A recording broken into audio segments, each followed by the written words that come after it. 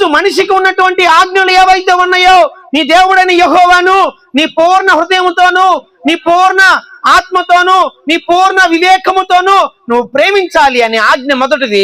రెండవ ఆజ్ఞ, నిన్ను వలె నీ పొరుగు వారిని ప్రేమించాలి అనేటటువంటి రెండవ ఆజ్ఞ.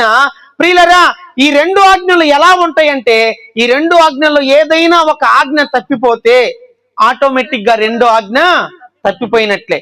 ఎలా అంటే 10వ తరగతిలో 6 సబ్జెక్టులు ఉంటాయి కదా, 6 సబ్జెక్టులో ఒక్క సబ్జెక్టు తప్పిపోయినా 10th ఫెయిల్ అయినట్లే. అర్థమవుతుందండి? కాబట్టి గమనించండి ప్రియమైన దేవుని బిడ్డలారా, ఈ రీతిగా మనిషి జీవితంలోనికి పాపము ఎంటర్ అయింది.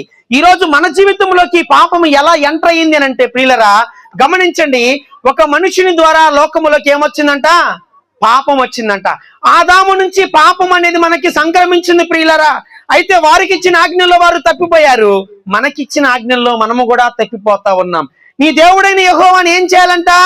నీ పూర్ణ హృదయముతోను, నీ పూర్ణ ఆత్మతోను, నీ పూర్ణ వివేకముతోను ఏం చేయాలి? ప్రేమించాలి. దేవుడు ఏమై ఉన్నాడు? దేవుడు ఆత్మ అయి ఉన్నాడు. దేవునికి స్తోత్రం, హల్లెలూయా. ఆత్మ అయినటువంటి దేవుణ్ణి ఏం చేయాలి? ఒక సృష్టిలాగా తయారు చేసుకొని దేవుడు అందులో ఉన్నాడని పూజించాలండి. చెప్పండి. మనిషిలో మనిషి అనేవాడు దేవుని యొక్క స్వరూపమే. అందుకనే దేవుడు ఏమంటున్నాడు? నీ ఇరుగు పొరుగు వారిని ప్రేమించు అంటున్నాడు. అంతేగాని ప్రేమించమంటే పూజించమని కాదు, ఆరాధించమని కాదు. దేవుడికి చెల్లవలసినటువంటి మహిమని దేవునికే ఇవ్వాలి. అర్థమవుతుందండి? దాన్ని తీసుకెళ్లి మనము దేనికొక దానికి ఆపాదించేసి దానిని దేవుడని మనం పూజించకూడదు, దానిని మనము దేవుడని ఆరాధించకూడదు.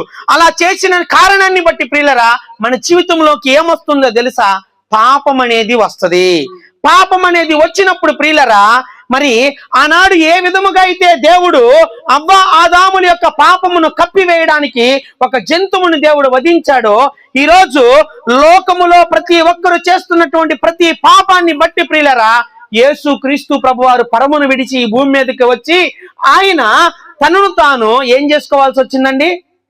చెప్పండి. శిలువ మరణము చేత మనల్ని కూడా దేవునితో సంధి చేయడానికి దేవుడు వచ్చాడంట. దేవునికి స్తోత్రం, హల్లెలూయా. యేసుక్రీస్తు ప్రభువారి విషయంలో తండ్రి యొక్క దేవుని యొక్క చిత్తము ఏంటి అని అంటే, ప్రజలందరినీ కూడా, అవి భూలోకమందున్నవైనను పరలోకమందున్నవైనను అవి ఏవైనా కూడా, వాటన్నిటినీ కూడా క్రీస్తు యొక్క శిలువ మరణము చేత తనతో సంధి చేసుకోవాలని తండ్రి అయిన దేవునికి ఇష్టమయ్యిందంట ప్రియులారా. అర్థమైందా? కాబట్టి యేసుక్రీస్తు ప్రభువారు ఈ లోకంలో పుట్టాడు. ఆయన అర్థమవుతుందండి? ఈ లోకములో